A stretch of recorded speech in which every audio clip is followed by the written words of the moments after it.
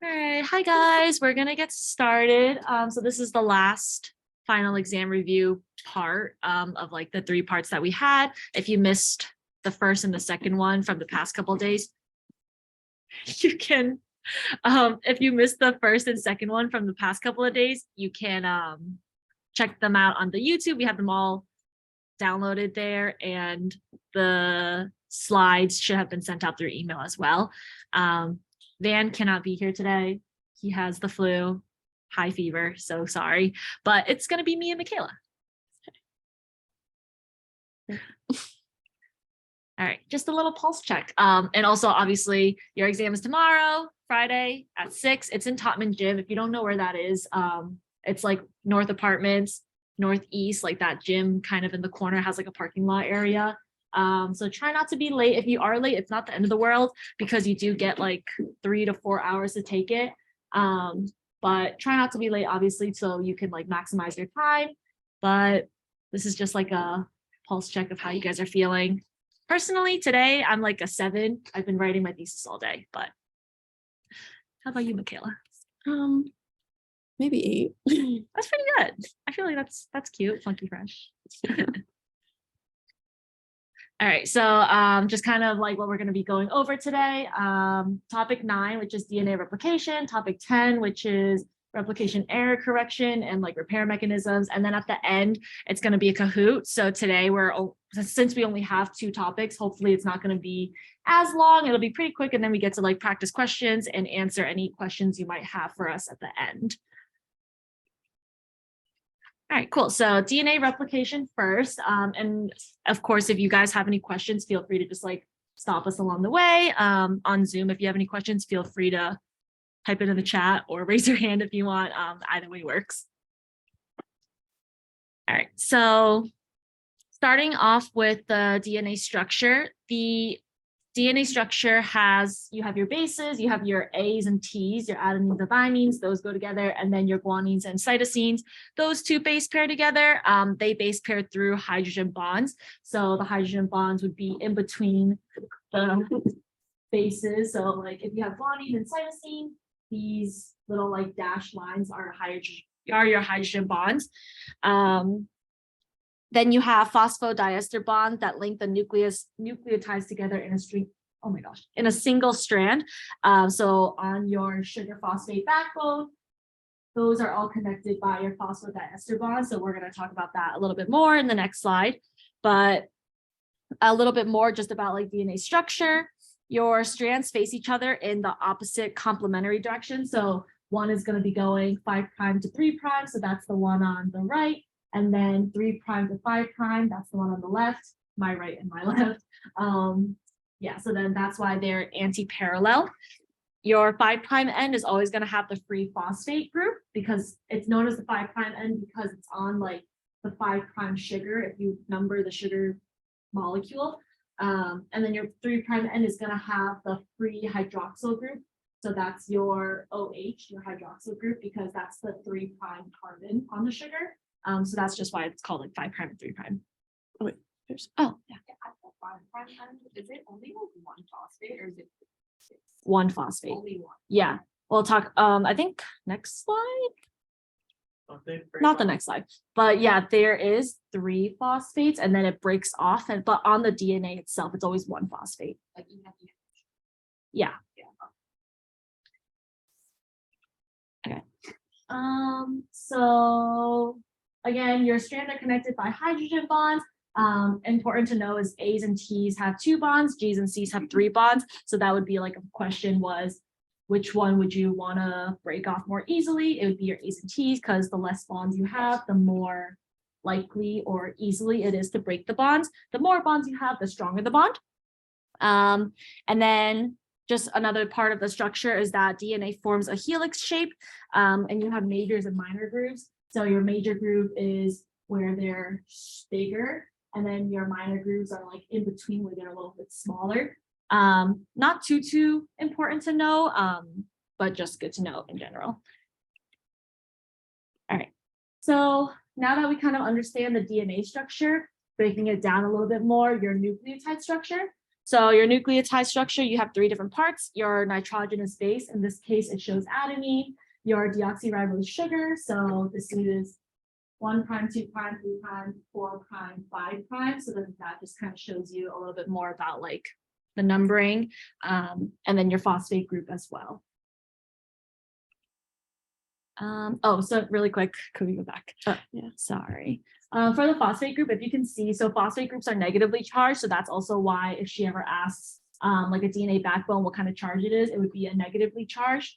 Your DNA is negatively charged, so that helps with a lot of like protein folding and things like that if that ever comes up on a question. All right, so again, the DNA nucleotide, these are just like a summary. I can't remember if she's ever specified, but sometimes I do see it come up on like problem sets or exams. So you have purines and pyrimidines. Your purines are adenine and guanosine, and then your pyrimidines are thymine and cytosine. A nice little like analogy or acronym is PAG and PICUT.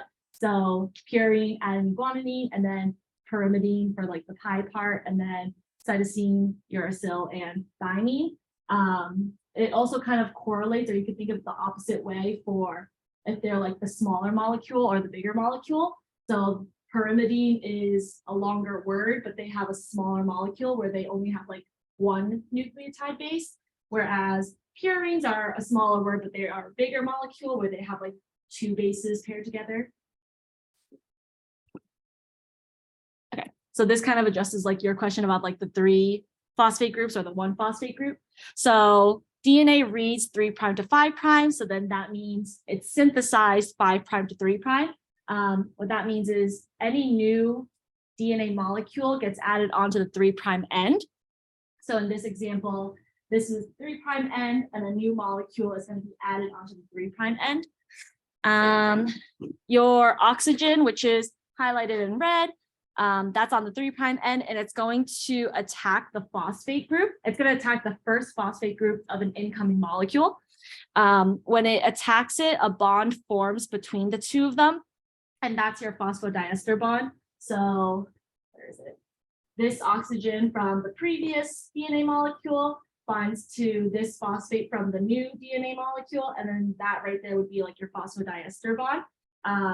When it attacks the new one, that means that your other 2 at the end, it was used as energy and it kind of just like falls off of the molecule. So that's why in your DNA strand itself, it's only ever going to have 1 phosphate group. Does that make sense? All right. Okay, and then also good to know is the semi-conservative model. There's 3 types of model. 1 is conservative, 1 is semi-conservative.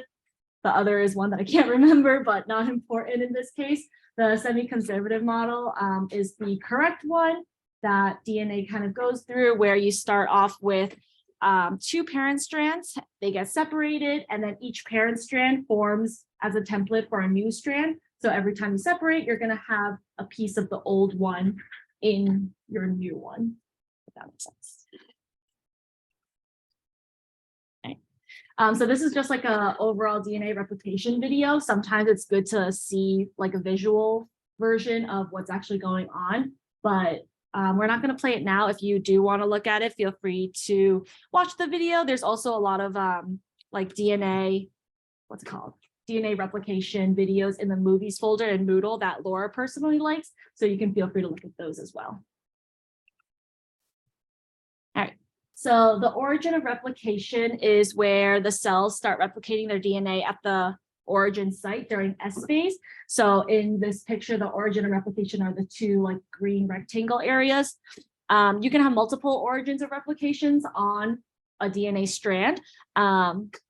In fact, that's really normal and a good thing as well, because that's what helps speed up DNA replication. So your different origins of replications, you're going to have different like bubbles, as they're known as, and then eventually they're all going to meet up together and you'll have completely new DNA strands. But even though you have multiple origins, they might not fire at the same time. So like the one on the right might fire first, and then a little bit after the one on the left could fire later. And then they also occur bidirectionally. So that means if you have an origin of replication, one's going to be going to the right and then one's going to be going to the left. and that occurs at the same time. So that's why they're bidirectional, and you have 2 replication forks for every origin of replication. Again, if I'm going too fast, let me know.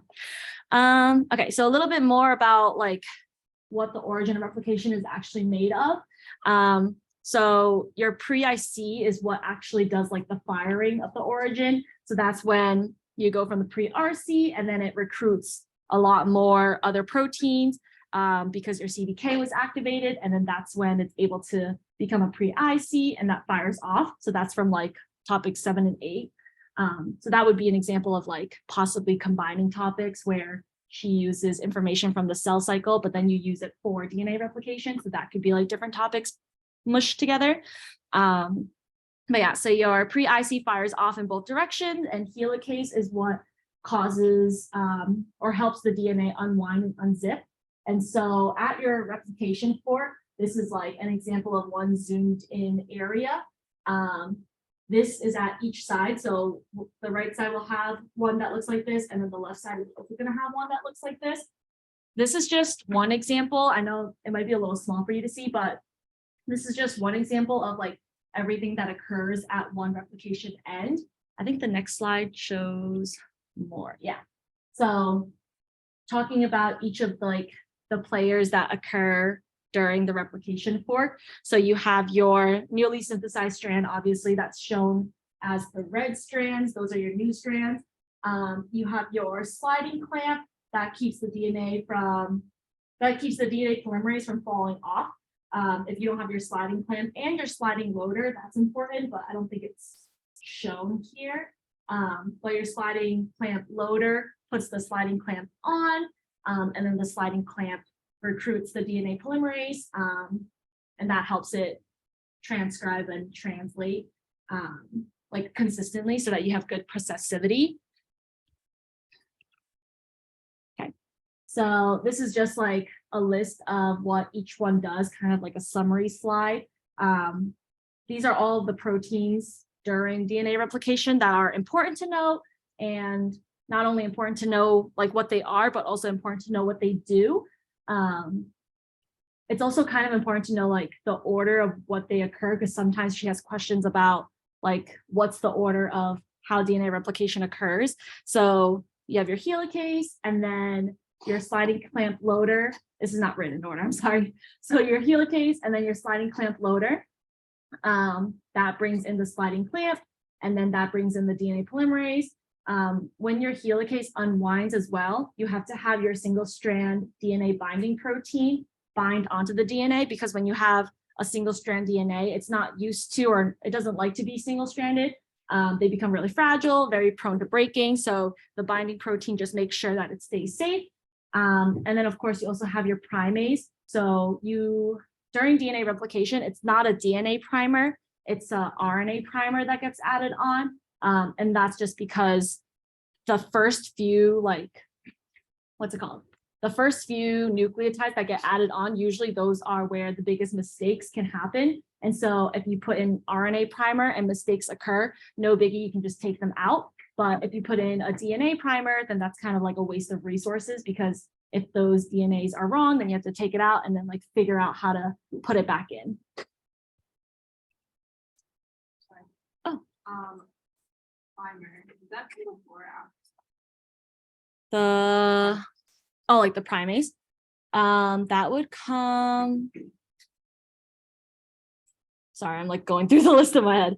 Are you asking if it came before or after the sliding clamp? Yeah, like if you're like going like before like sliding clamp, like recruits DNA polymerase, like primase would have already active, so that way it's Yeah, so you need your primase before the DNA polymerase. So like before loader or before like straight before DNA?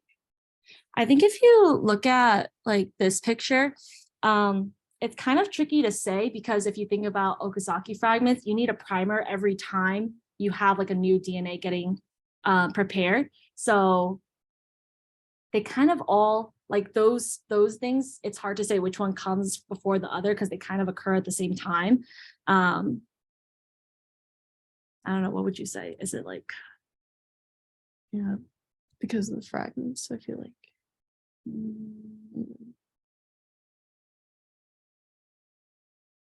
Yeah, I feel like in my mind, they kind of occur at the same time.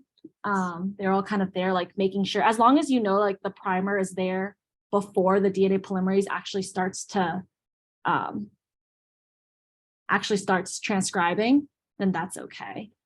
If something like that comes up on the exam, just like flag one of us down and we'll help you out. Oh, closed captioning? I think someone's asking. I don't know how to Doesn't it turn- automatically? I think we have to. Oh. Yeah, I Oh, think okay. they turned it on. Oh. Yeah. Okay. So your leading and lagging strands. Some people get a little bit confused on it, but your leading strand is always going to be going in the direction of 3'. So that's like the normal direction or the normal way that DNA polymerase moves. So you're going from 5' to 3'. So in this picture, all your solid arrows, that's the direction of the fork. So that's the direction of your leading strand. However, on the other hand, your lagging strand is going kind of in the opposite direction of your leading strand. So if you can picture in your mind that your leading strand is going towards the right, if we're looking on like the right side of the fork, your leading strand is going to the right, and your lagging strand is kind of moving in the opposite direction.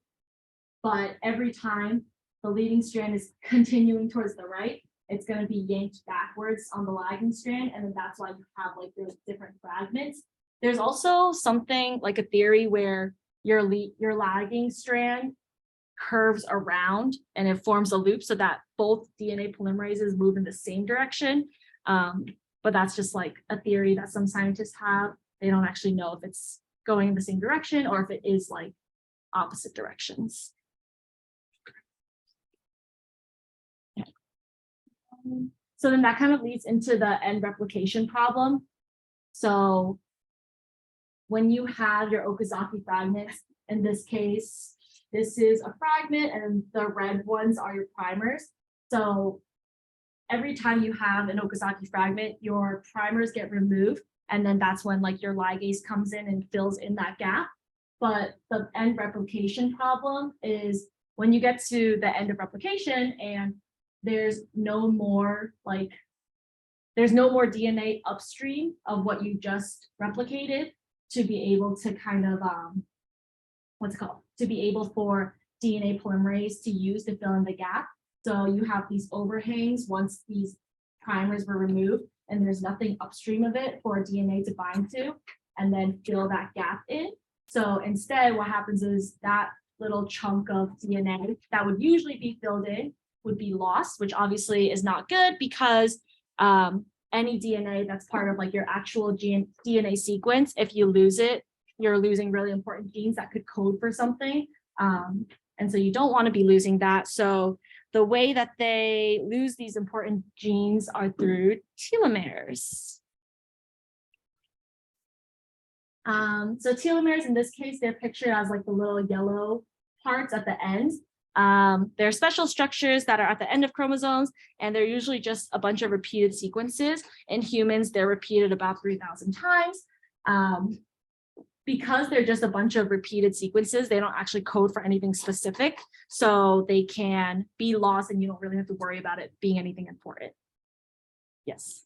Can you describe why the end replication problem is only a lagging strand issue? Yeah. So when you have a leading strand, you don't have, like if you picture, so in this case, like this gray one where it says 3', that's your leading strand. And you get to the end, if this is like the end of the DNA template, you didn't have to worry like about a primer at the end because your primer was on this side and it got filled in already.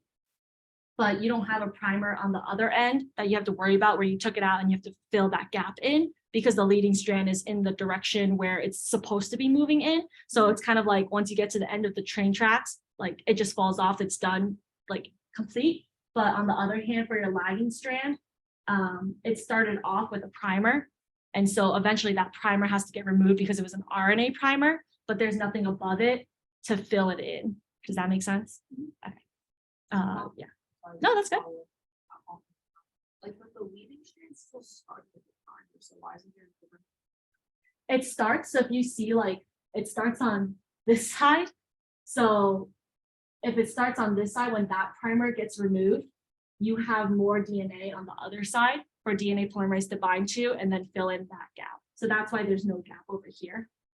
Yeah, so if you can picture like for the leading strand, the primer would have been over here and then it gets removed and then DNA polymerase could bind and then fill that gap in. Does that make sense? But then the DNA polymerase has to be able to bind. Yeah.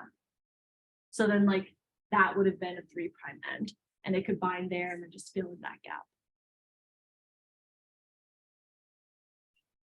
Okay, if it still kind of like doesn't make sense in a little bit, we can talk about it at the end and I can like explain it again. I'm sorry. No, It's that's like, okay, like you're starting like the leading strand is going this way, right? Like you're looking at the strand, like the bottom. Like This one? Yeah, like and like in the bubble. Oh yeah, Like that, like you're looking at the leading strand of polymer. yeah, this one. Yeah, so like if it's like going from like left to right, it's like you have to add new nucleotides to the 3' end. So like you're at like the head of the arrow right now. Yeah. With the primers at the opposite end of that, making it 5', Mhm. you know, but like you can still add new nucleotides. Oh. to the 5'. But this one, like that is a 3' end. Like this blue arrow is a 3' end, so that it could bind onto that side and then add from there. So it connects the lagging strand with the other application. Yeah, exactly. Yeah, so that's why like a bunch of different replication bubbles doesn't matter because eventually they all just kind of like connect to each other. Yeah. Did you have a question? When it said that they shorten out of time, is that just because like if you have the original like lagging, like you can say, and then you're replicating off of that, is that because that new strand isn't replicating that little end bit, or is it because like it's getting chopped off? Like someone else said that it was like because at the end, it like the exonuclease comes and kind of like you can see evenly kind of like cuts it, so then like they are shortening over time, or is it just because it's not getting? Wait, you're talking about this part or the telomeres? Well, it's still end replication problem, but when they're getting shortened, is it because it's just not replicating that last little bit, or is it because it's getting like actually chopped? Oh, no, it would be because like that last little bit wouldn't be replicated. So then if you think about like if this part never got replicated, then you do another piece of replication, then like this part is not going to be replicated. And over time, it's just going to be like more and more people replicated. Yeah. I was just wondering, this is probably from a previous slide, but when you were saying that some people are saying that DNA polymerase on the lagging strand can actually still move in the same movement as the leading strand because it like loops. Yeah. So if we were describing it and we said something like, then DNA polymerase lifts off the lagging strand, moves back towards the replication fork, sets back on it, and synthesizes another alpha-healthy fragment. Would that be incorrect because of the loop theory? No, because I think in this class, she mostly focuses on like lifting up and like moving backwards and then like going again and lifting up and moving backwards. Like she focuses on that mechanism. So I think that's fine. She just brought up in the past that like looping is a possibility. So I just thought I would throw it in there as well. But if you talked about the mechanism of it, like lifting up and coming back, lifting up and coming back, like that's fine. I have a question. Yeah. Okay.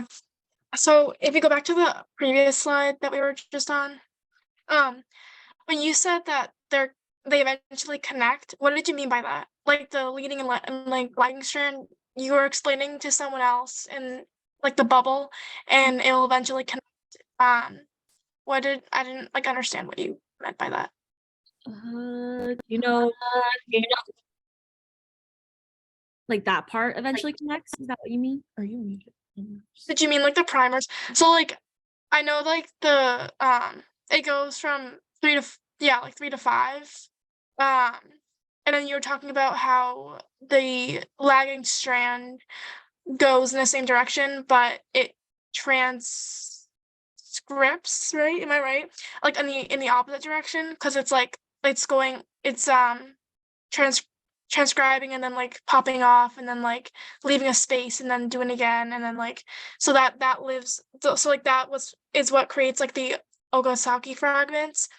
But you were saying how like I just don't understand like the bubble, like you know what I mean, like what did you mean by it eventually connects? Did you mean like the Okazaki fragments? Oh, okay. I think I think when there's a we better were Oops, somewhere. I don't know where it's maybe not. Maybe this one.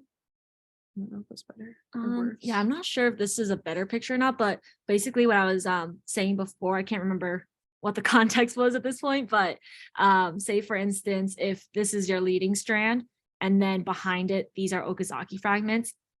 The reason why a leading strand wouldn't have like an end replication problem is because on this end, it's gonna eventually just finish off and then that's fine. But on the back end, if there was a primer over here, because I had to start with a primer, that primer falls off.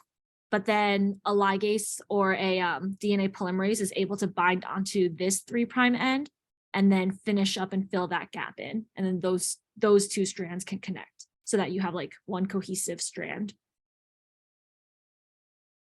Oh, okay. Thank you. Yeah. Okay. Were you done this slide? I think so. Yeah. Okay. Okay. So the last part of like DNA replication and replication problem and everything, the way that a telomere is actually made is through the telomerase. So telomerase is an enzyme that carries its own RNA sequence within itself. So it's an enzyme, and it extends or lengthens the template strand.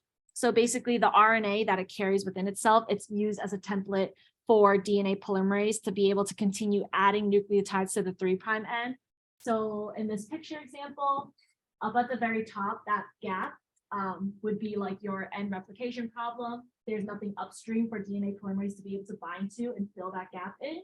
However, what telomerase would be able to do is it'll come in with its RNA polymerase, or sorry, with its RNA sequence template, and then it comes in and fills in more nucleotides. So now your DNA strand, maybe if it ended like here, now you have extra nucleotides extending outward that don't actually code for much. So now you have a longer DNA strand, and then your DNA polymerase can bind to the area that RNA, that telomerase just added onto, and then it'll be able to fill that gap in. And then you're gonna have like this end that is empty or also not gonna be able to have like have its area filled in, but that's okay if this gets like chomped off or doesn't get replicated, because remember it was just a bunch of nucleotides that were put in by telomerase. So then that fixes the end replication problem. So if the end replication problem is because DNA polymerase can't bind, there's no available 3' end, why does lengthening the strand change what ends there? Or is that not the actual cause of end replication? I think it was oh, okay, so you do have a 3' end. So like this top strand at the end, it's your 3' end. And it's not that it can't bind onto it and like fill it in. It's just that if it, wait, let me rephrase myself, sorry. So the top strand is your 3' end, and when it actually ends, like that strip is important DNA that you want to transcribe. Yeah, that you want to transcribe, but there is nothing upstream of it because that would be a gap. Because you have to remember, like originally that where that gap was is where the RNA primer was. So it's not going to be able to bind back onto where it already fell off of. So you're going to have to be able to extend it and make more room or like another area for the DNA polymerase to bind onto. I think I understand where you're coming at, because if it's saying like the 3' end is the problem and there already is a 3' end, I think it's just that you have to remember DNA polymerase wasn't already there. This originally was like an RNA primer. And so it needs more space in order for it to kind of go back in and fill in where the RNA primer originally was. I think I just misunderstood that. It's not that it can't bind to the 3' end of the template, it's that There's- there's no. Yeah, there's nothing and behind There's no it. extra. fragments Exactly. to go back. Yeah. You kind of like answered your own question too. Did you have a question? Okay, so now we're gonna transition into topic 10, which is DNA replication, error correction, and DNA damage and repair mechanisms. So first, there's DNA polymerase proofreading. This betters the error rate to 1 mistake per 10 million nucleotides, where originally without this proofreading mechanism, it would be 1 in 10,000 or 100,000. So additional domain or subunits have this DNA exonuclease activity that allows for the proofreading function. So how this occurs is the DNA polymerase senses a mistake. It moves the nucleotide out of the polymerizing site into the exonuclease active site. And then this exonuclease has a 3' to 5' exonuclease activity.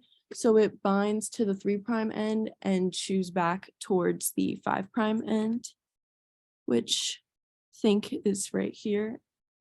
And then the strand moves back into the polymerase active site and it can keep going. And this process suggests why it only occurs in the 5' to 3' direction. And then if we go into this one here, it's what I mean. So originally when the nucleotides are getting added, it's in this P site here. And then when it detects the error, it goes into the E site here.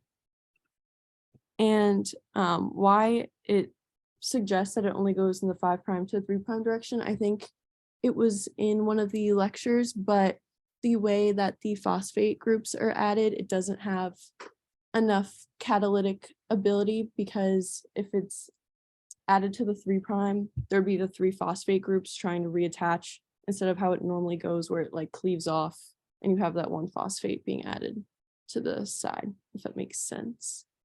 If not, it's not included in this presentation, but I have like a picture of the diagram that shows that process if it were 3' to 5'.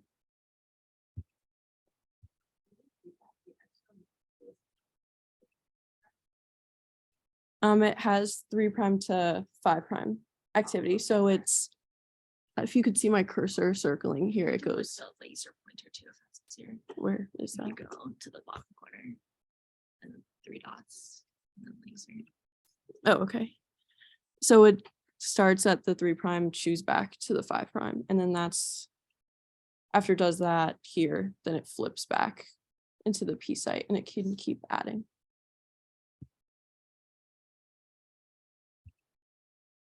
Okay, so then one of the, Someone has to show the. this one here. Is that the diagram you were talking about? Ella? Oh, it might be the theoretical. Wait, sorry, no, I was asking about the one about like why exonuclease activity is 3' to 5'. Oh, okay. So, this one here, right? Or I don't know, did you say that you had like another one that you could show that was like, In one of the lecture videos, it goes with the last point as to why strand synthesis occurs in the 5' to 3' direction. I didn't include it in this PowerPoint because I'm not sure how big it is on exams. I don't think I ever had an exam question about it, but it's just like, oh, okay. you know. But at the end of this, before we get into like the Kahoot, I could pull it up. You can also. Okay, thank you. And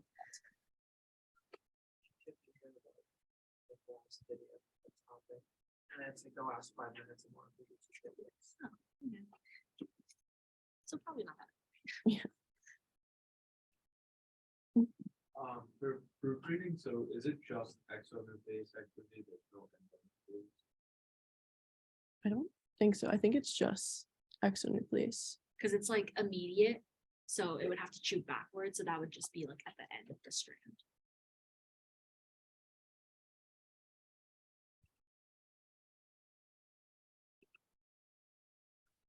Okay, so for mismatch repair, this betters the error rate again by, instead of the 1 out of 10,000 to 100,000, it goes from 1 mistake out of every 1 billion nucleotides added.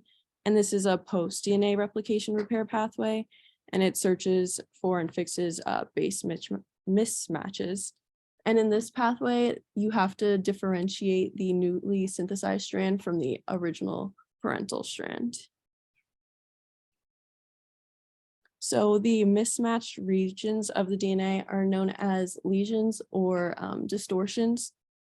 And different organisms have different proteins or a single protein that can sense, scan, and identify these lesions and distortions. You don't need to know like the specifics, just that different organisms have different ways of doing it. So prokaryotes identify the newly synthesized strand because the DNA is hemimethylated for a short time after replication. I think it's like about 20 minutes, but you shouldn't need to know the specifics. So the parental strand is going to be methylated, but the newly synthesized strand is unmethylated. So that's how they would be able to differentiate the two. And then in eukaryotes, it's hypothesized that the newly synthesized strand has more nicks because we're assuming that that's before the DNA ligase has come in and fixed all of those. So again, it would be a relatively short window, but that's kind of what scientists believe. So first, the endonuclease makes an initial cut in the backbone of DNA in E. coli around the region. And then it's proposed that in eukaryotes, this step might not be needed because it already has the nicks, but it's not like solidified for sure. But in E. coli, they definitely need the endonucleases. And then helicase separates the template strand from the newly synthesized strand. And it's important to note this isn't the genomic DNA helicase, it's a different specialized type of helicase that does this. And then you have the exonucleases that chew the lesion. And then you need the single stranded DNA binding protein to protect this parental template strand since it's single stranded. And then you have the sliding clamp and the DNA polymerase recruited back to fill the gap, and then the ligases seals the nick. Does anyone have any questions? We have to know, I just can't remember if we have to know any specifics about for either proofreading method, how the issues are being identified. Like specifically, like how the DNA polymerase identifies the correct base, how MMR identifies the distortion. I don't think so, because like in the notes, it says that like different organisms have different proteins. I think that's, yeah, I think in my mind, what I've asked Laura before too, and she was always kind of just like, the cell just knows. Like, all right, great.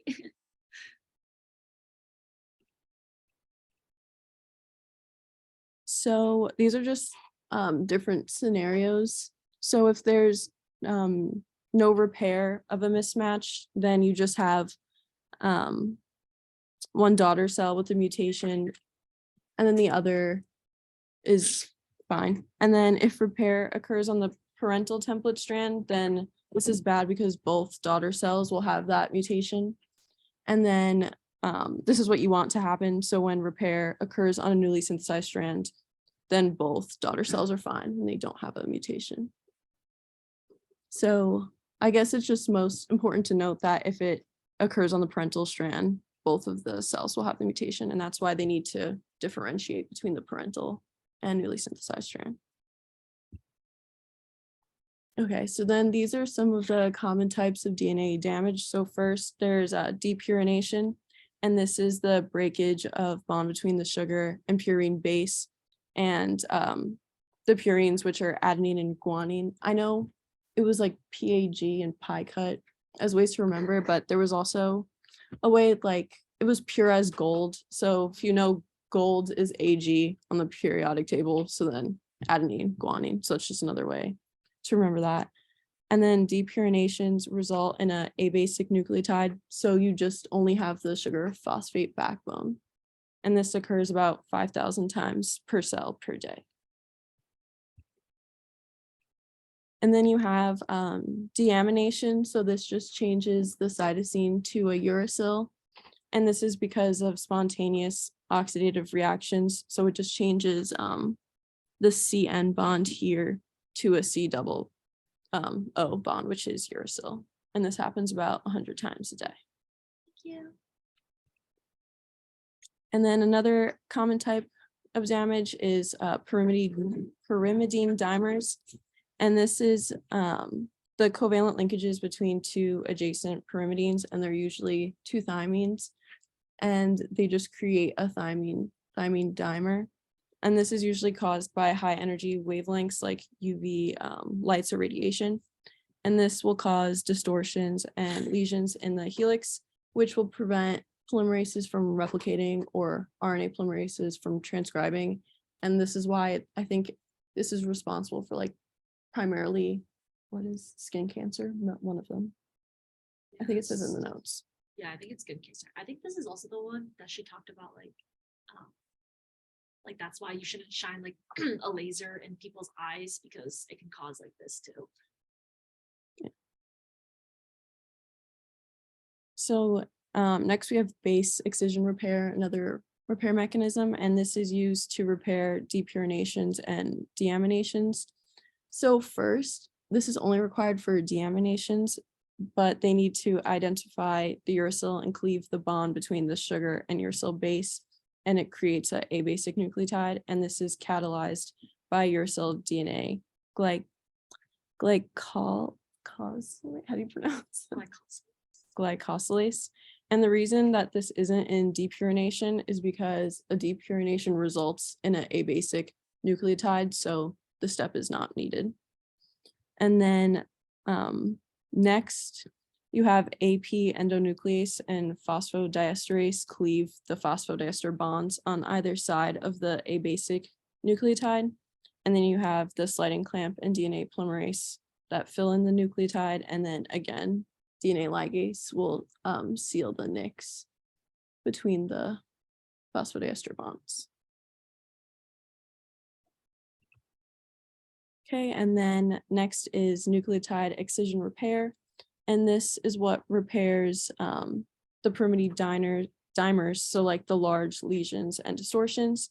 So first, there's the identification of the lesion by a protein. I don't think you need to know the specific protein at all.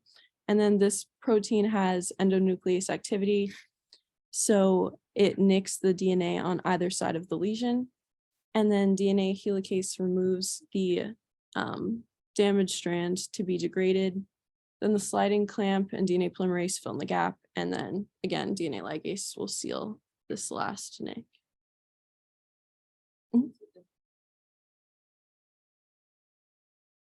So exonuclease like chews at the ends, and then the endonuclease like comes in the middle, right? Is that an accurate way to put it? Yeah, because if you see these like upside down blue triangles, I think that's showing where the endonucleases are coming in. And if it was an exonuclease, like it would come in on the side, like where the C is instead of in between here. Yeah.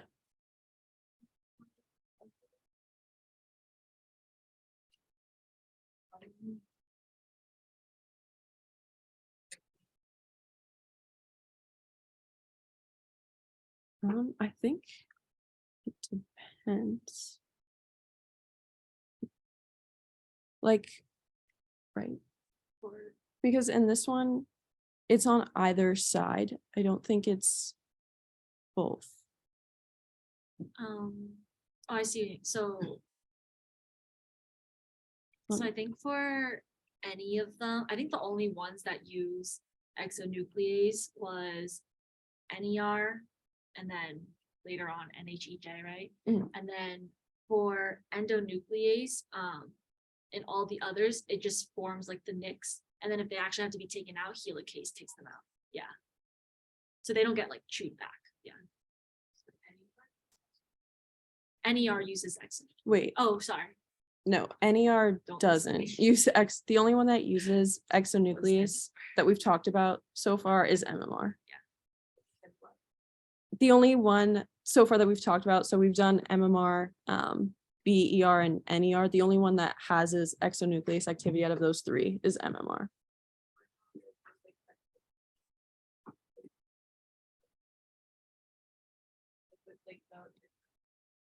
That does have exonuclease activity, but it's not considered a repair mechanism, I don't think, because proofreading occurs like while it's transcribing and the repair mechanisms are all like after it has been transcribed, if that makes sense.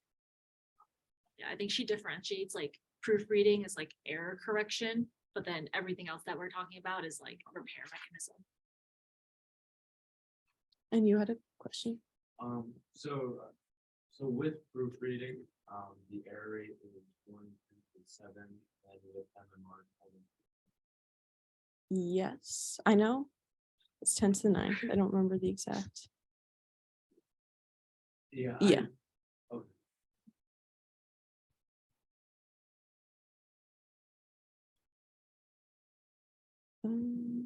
Okay, any other questions about the three repair mechanisms before we move on?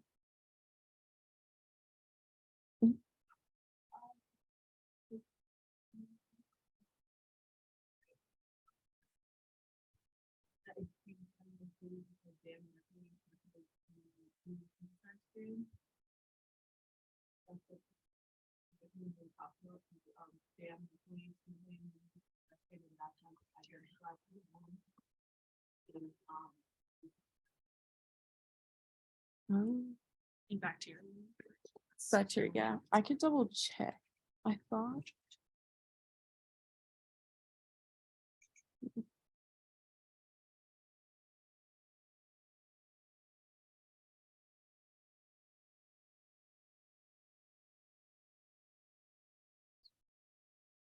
What process did you say it was called again?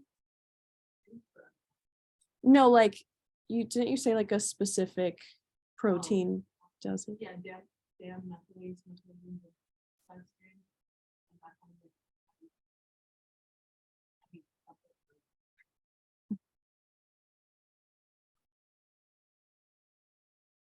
Oh, yeah, it's correct.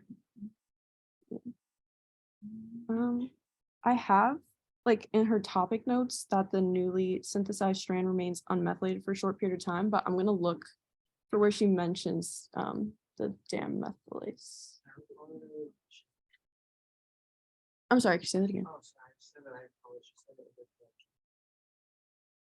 What is? Oh, sorry, I'm sorry. The strand says the strand says stays unmethylated. For about 20 minutes, yeah. Yeah. Let I me, don't know DNA methylates either, but your original strand is always methylated.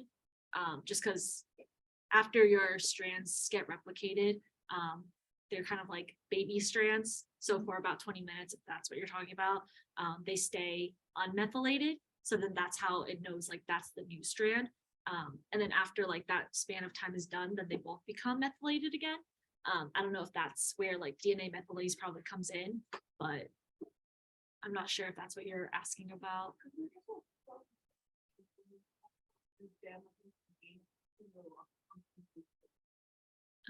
You want to keep going? I'll look for it. okay. I can find that for you. Was it a problem set you said? Yeah.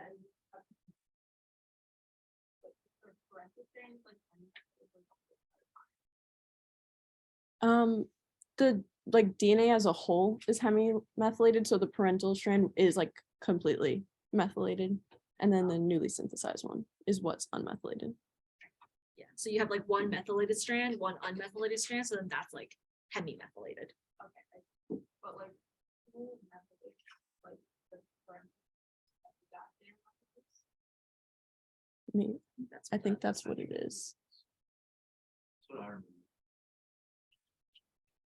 Like that, like, fun thing, if it's always methylated. Like, Well, before it won't everyone be, switched. yeah, it can't always be methylated or else, like the proteins won't be able to access it to transcribe. So I don't know. I don't think we go into the details of like when, how far in advance or how far after it gets methylated, but just that, after like the newly synthesized strand is created, that it has at least like 20 minutes where it's not methylated. Yeah.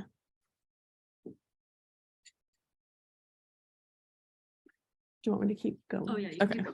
Then I can just like, once we get to the end. we can- Okay.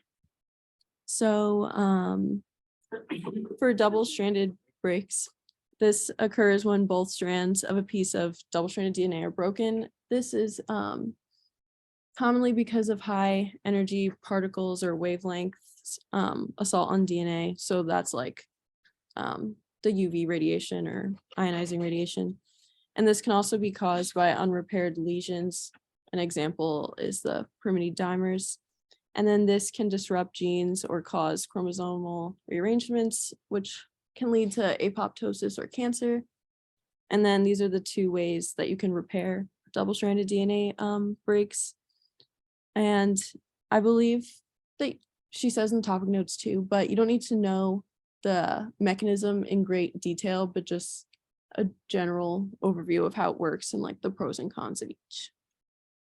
So for non-homologous end joining, it identifies the broken ends of DNA, and then it processes those ends with exonucleases.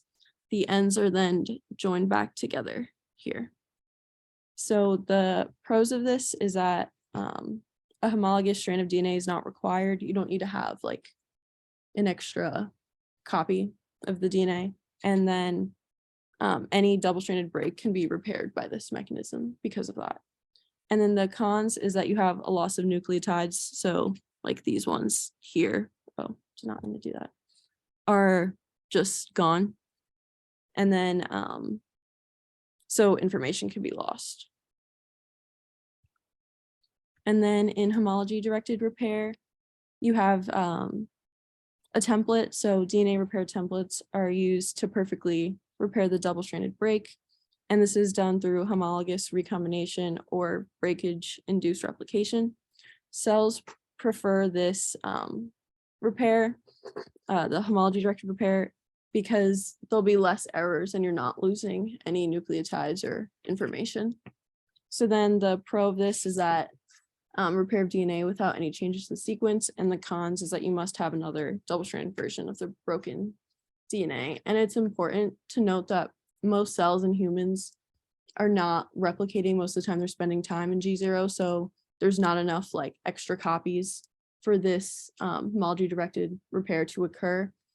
And it's also not like, I don't want to say assumed, I don't think that's the right word, but like it's kind of okay in a sense, because in humans and in like eukaryotic cells, there's more non-coding, there's more areas of DNA that's non-coding regions. So it's like fine, not actually fine, but like in a way, if that like gets chopped out.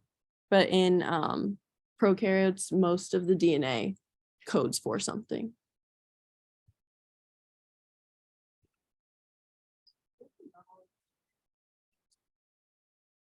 I don't. No, I don't think you don't have to know in great detail, just kind of like what it requires. Like this, you needed the copy, you need an extra copy, and then this, you don't. Like it just happens, but you lose nucleotides.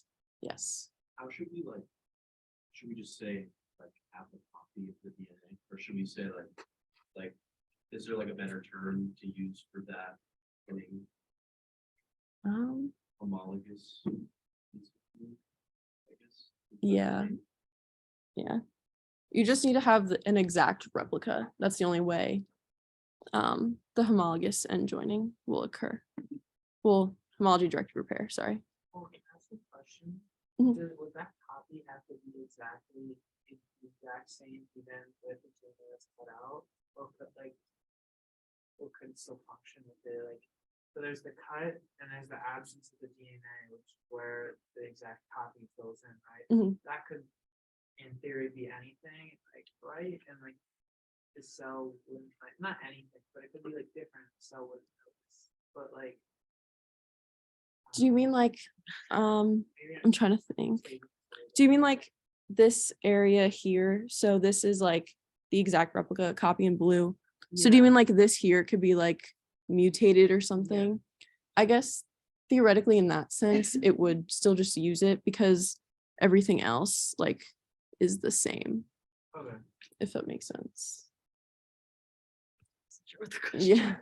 sorry. No, that's I don't know okay. if That was. No. Is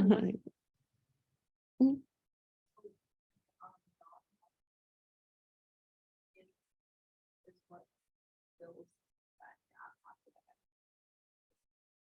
It's next. So it's like a DNA ligase. Mhm. Can you explain why it has to be DNA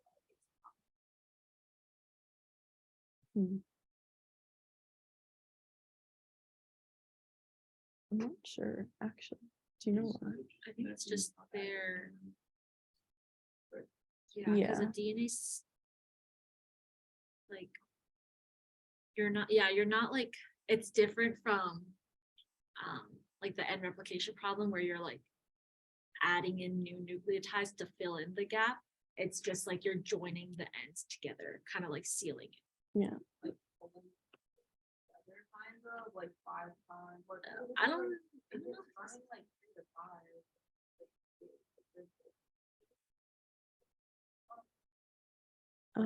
Like if you like what are you if you like we're like the square. Here.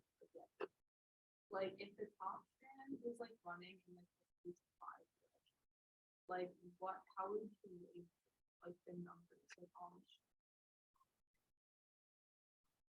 like I thought she like when she was like talking about like doing ligase, it's because it was going in the opposite direction or something. Like it's like DNA polymerase to like add nucleotides to the 3' because like the OH off 3' will attack the bond and that will cause the reaction. But DNA ligase like it's needed to like seal a nick or something because like it's like going in the wrong direction. It's fine. I don't know what the or I can't remember what she means by like going in the wrong direction, but if you think about like, so this is in this case, one side would be a 3' end and then the other side would be a 5' end.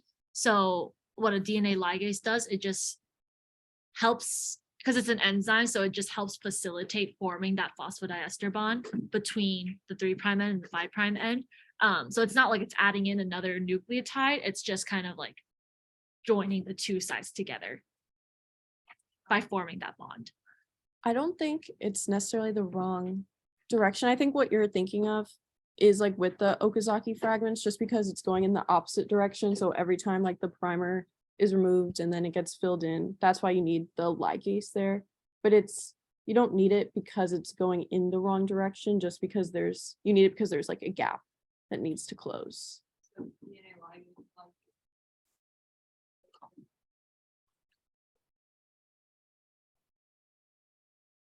well, I mean the DNA polymerase will like it'll like facilitate. Yeah. What do you call that bond? Phosphodiester. Yeah. No problem. Okay. That was the last slide that we had before we do the Kahoot. So are there any more questions? I found the I can't remember what your exact question was again, so you might have to repeat it. But I did find like the problem set where you talked about the methylase. So methylase is what does like the methylation. Was that just your question? Like, yeah, what it does? And it's methylating. No, it's methylating the newly one. Yeah.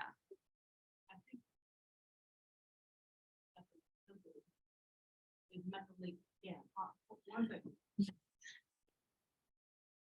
All right. I think that in these slides, it says that the template is, I mean, when you're going over, unless I'm crazy. No, that's okay. We Okay. honestly might have. Where is this? It would be Oh. under. So, yeah, the new,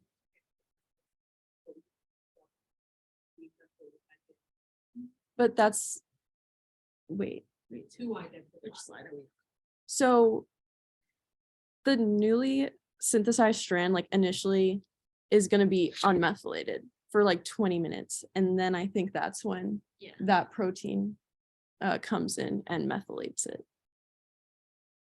So where it says like DNA is hemimethylated after replication. So you have your parent strand, and then after replication, now you have like a new template, or sorry, you have your parent strand or your template strand, and then after you get replicated, you have a new strand. So what the parent strand is already methylated just from like previous replications.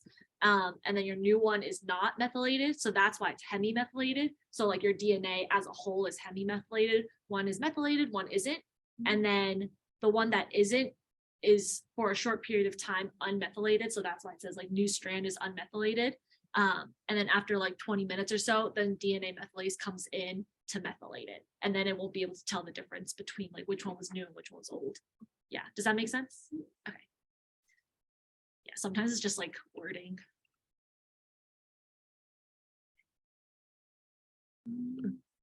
Does anyone else have other generic questions? I just had a question about, like the reason that RNA primers are RNA. Because I remember that, there were like a couple reasons, and I'm not sure which, and I might just be confused in my head. Like one was the one that you said, which is like that at the beginning of synthesis, there are more errors, so if it's RNA, it doesn't matter.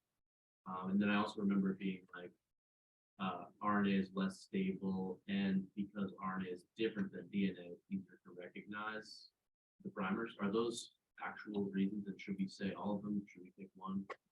If there's a question about that.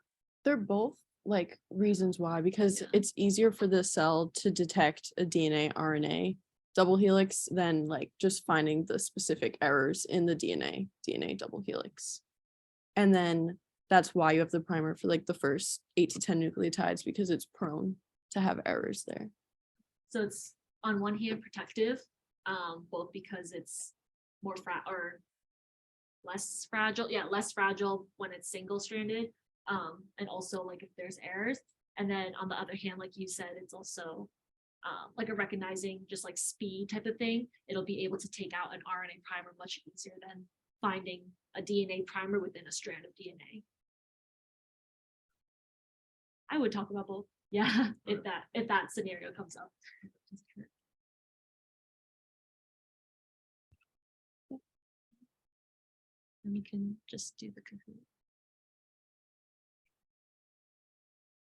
I think I saw somewhere where it was like maximum 10 players. Oh, it's 40. Oh, sweet. I was Yeah. like, if it's 10 players, then I don't know how to fix that.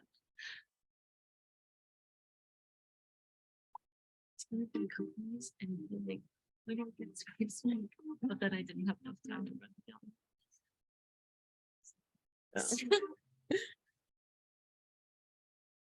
Yeah, like.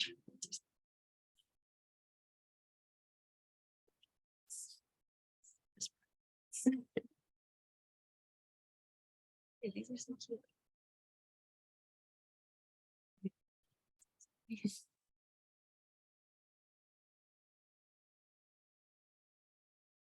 Yeah, this is what I was talking about. I don't think I was ever tested. It's this, like the reason why it goes because like the phosphate isn't getting cleaved. Like there's not enough like I think you're actually really impressed. Yeah, at the end of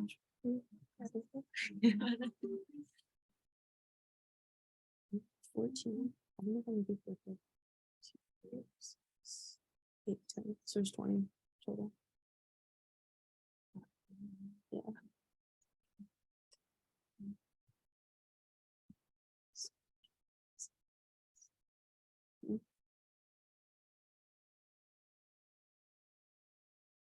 anyone else wants to join now. You can start. Okay. Oh, wait. Um, It sounds like my laptop's gonna explode. Okay.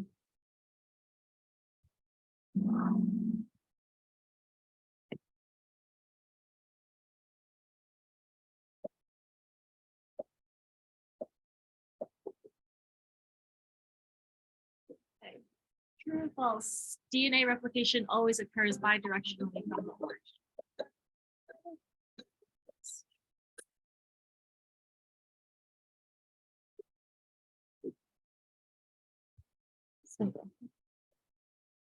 Nice. I don't know if this is like in order of difficulty or not. So, yeah. Good job.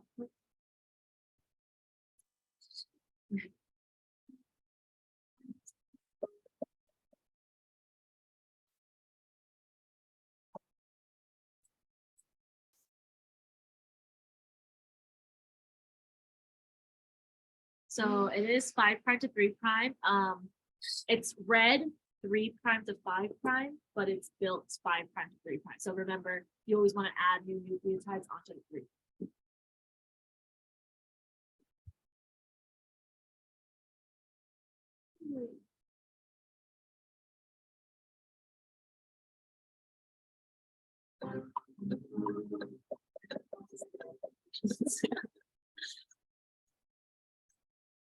There's a question.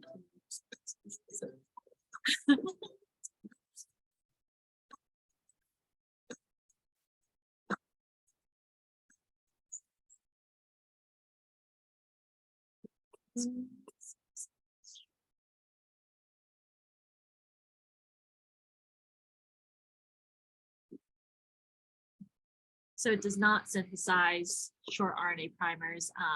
Yeah, it just really protects the single strand from breaking off or getting damaged or getting chewed off or anything.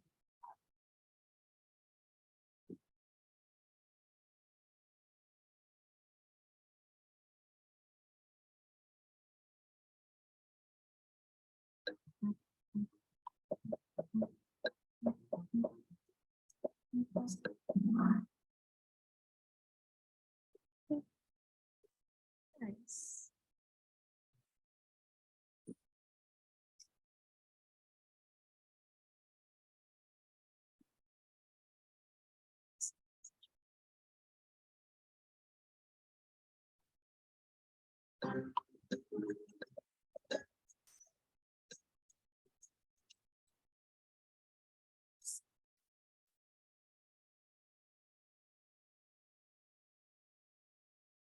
It looks like everyone's doing well so far, but if anyone has any questions, feel free to stop us.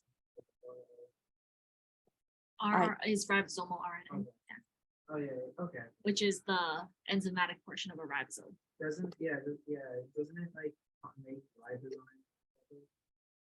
I don't think it makes ribozymes, but that's what gives it its catalytic ability. It's a type of ribozyme. Yeah.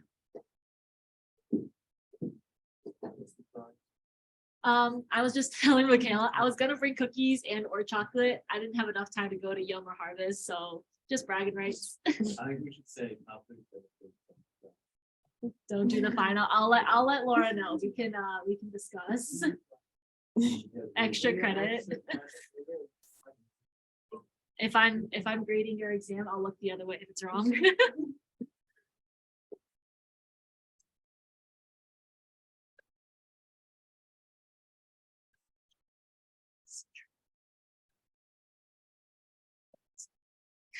That's why there's like 60 seconds.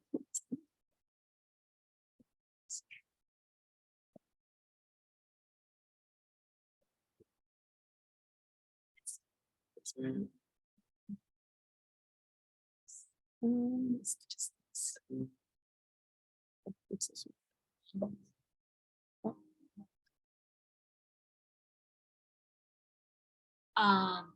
Is true. Which one's true? So that means one is true, the rest is-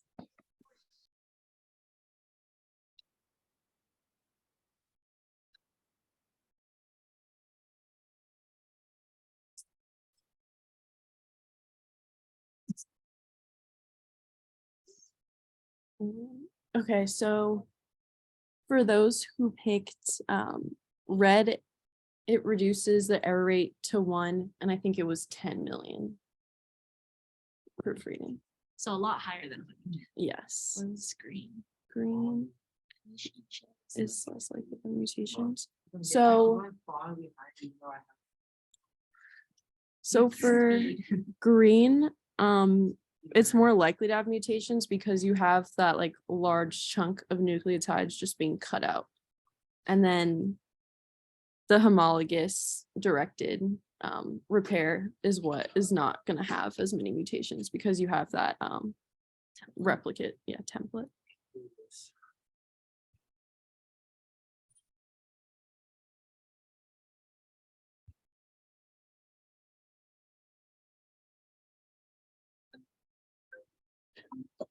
No, that's not sorry. Riveting. I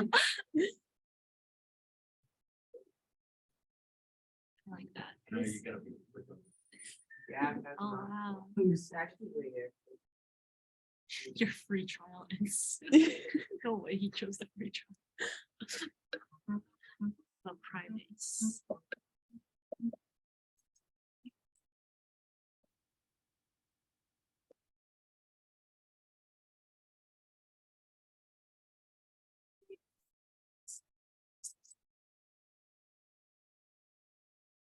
I remember that one review. So what for the person who picked the yellow option, what keeps the DNA polymerase from falling off is the sliding clamp. Oh, I think that actually might be a question. Oh, well, now you know.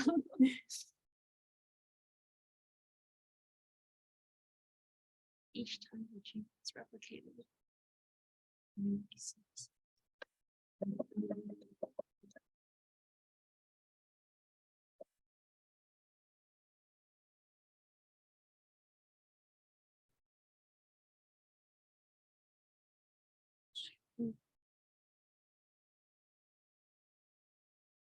Who's still in the-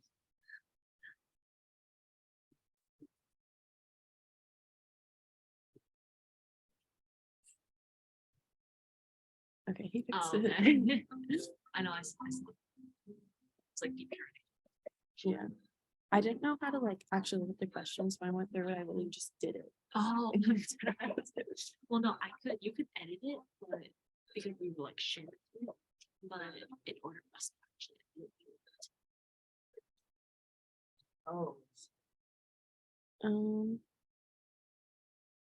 So Yeah, it's just kind of definition. yeah. From C to U. Here's another question about deep urination. Oh, So, okay. So,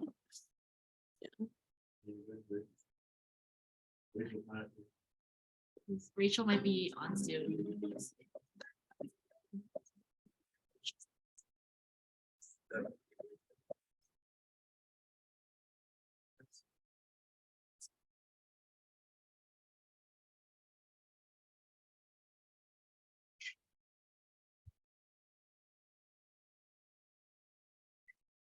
no. Who's Zach?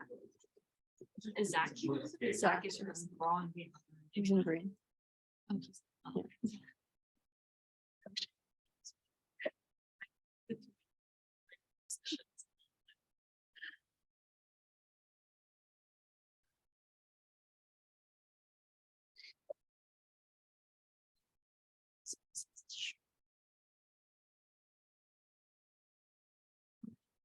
That's a primase. Yeah. Yeah, so the person that chose red, that's a primase instead of a helicase.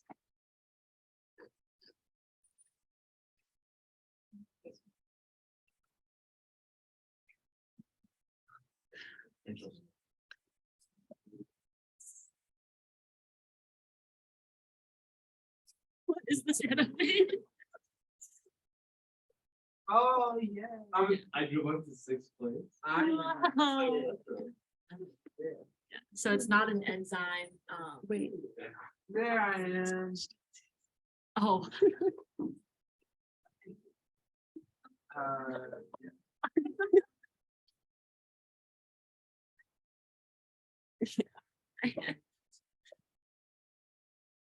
Oh, yes, I'm now on the podium. We will find way back up. Yeah, so the sliding clamp itself is not an enzyme, but the loader is, and I think it's a ATPase. True.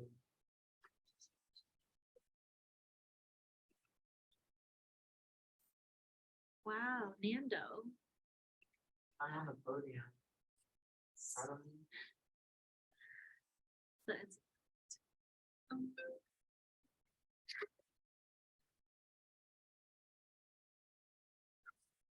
I love that. Like, what Oh, does that- no. what does that have Oh, anything to do with no. proofreading? Oh, did you got tripped up? I think, yeah. Oh, it doesn't. So exonuclease, and it goes in the opposite direction that it gets built. So instead of 5' to 3', it's gonna shoot backwards 3' to 5'. Doesn't it like reattach the stuff again 5 times? Never mind. Once it gets chewed back, then it Yeah. goes back to the 5' to 3'. Yeah. Jumping back into. Rachel's on fire.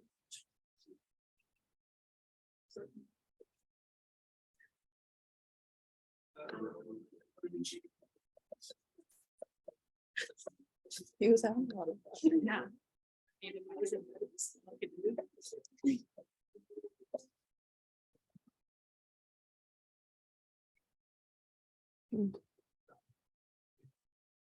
Right, it is just Oh. one. A lot of people cut this one. Helicase is required for. Yeah, one per replication fork, but so remember, like one bubble has 2 replication forks, but you need 1 at each replication fork. So if the question was like number of helicases required per origin of replication, then that would be 2. So that's like the trick there, yeah.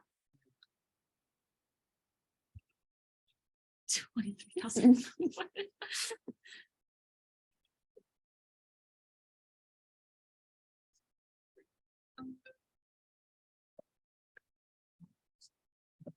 I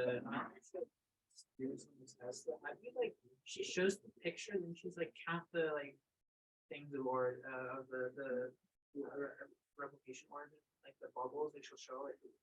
How do you like count that? Never mind, no. We can, I think there's like an example from a problem set, and we can go over that later. Nice. Oh, did someone drop out? There's 13 people now. Oh, no.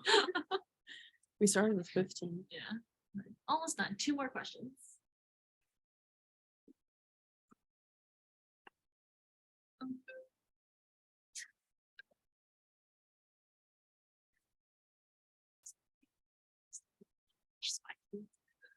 The thumbs. That's what they look like. They look like the thumbs for spy kids. So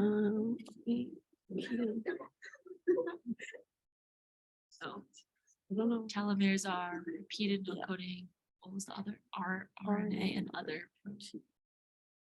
Oh, so telomerase has an RNA sequence in it, if that's where the confusion was, but telomeres themselves are just repeated non-coding DNA sequences. But telomerase that like helps create the telomeres, they are an enzyme that has a RNA sequence within it.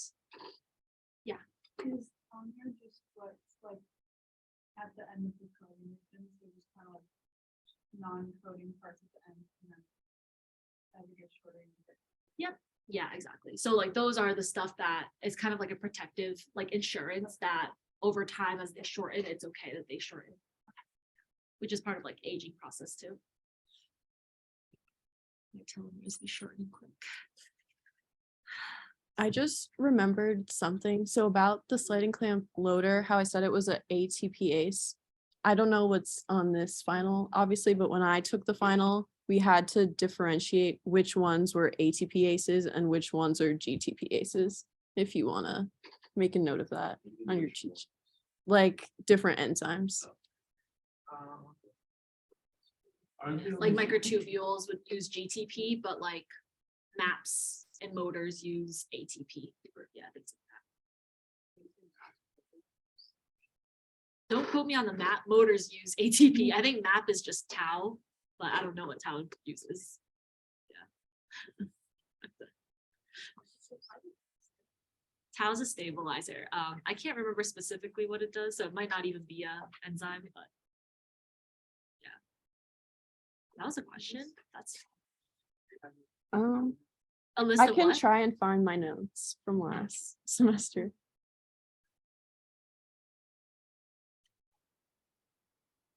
Wait, Oh, like a list of everything that we've, like what, oh. We can try. I don't know if you have. I can look when we're done with the Kahoot. We can look through it. Well, we'll find something. Okay. Oh, now the last one. When should I stop the recording? It's like when we're done with it. Maybe it's. I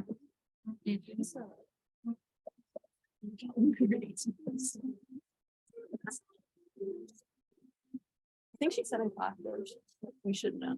So that's why I included it.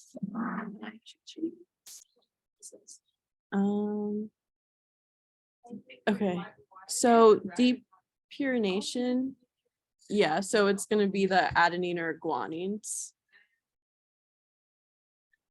And then yellow is Oh. the deamination if you chose that, and then the green is because that not is not appearing, appearing. yeah. Last question. Yes. All right, last question.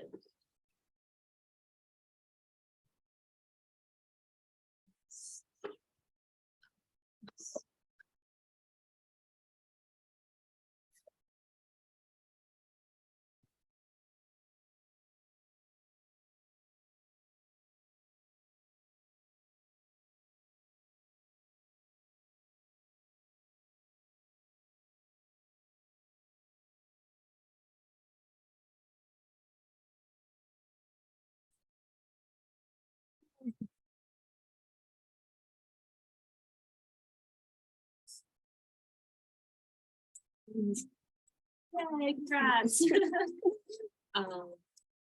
You can't omit the exam, however, you do get bragging rights, so congrats. No extra point, I don't know. Oh, wait. Where's my Zoom? Oh. Wait, what? I don't know where my Zoom went. Oh, did you exit out? Because I'm still in it. Yeah, Oh, because I'm a co-host. Oh, but I wasn't recording. what just happened? Was it not recorded the whole time? I think I heard it say recording. No, it's still recording. Oh, yeah. I'm so confused. Oh, I think maybe I can stop the recording. Okay, So this is. am I still on Zoom? Oh, wait, I can still see what you're doing. I'm so confused. Oh, I think I can. Where? No, I don't think I can stop. I'm so confused. Oh, yeah. No, only you can start. Maybe if you join back in. No, but I'm still here. Oh, okay. So then just stop the recording. Does anyone on Zoom Oh. have any questions before I stop the recording? How you doing? No? Okay.